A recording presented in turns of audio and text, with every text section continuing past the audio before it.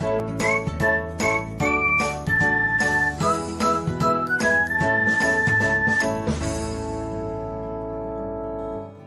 everyone, welcome back to another episode of Technologyglance. Today, in this video, I'm going to guide you through how you can enable read receipts on Skype.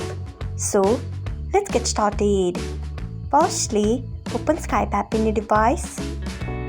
Then tap on your profile icon. Next, tap on settings. After that, tap on messaging. Next, you can see the option of read receipts. Turn on it by tapping on it. So, this is how you can enable read receipts on Skype. Thanks for watching. If you found this guide helpful, we would love it if you hit the thumbs up button below.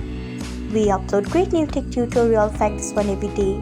So, do not forget to subscribe to our channel and hit the bell icon so that you'll never miss another update.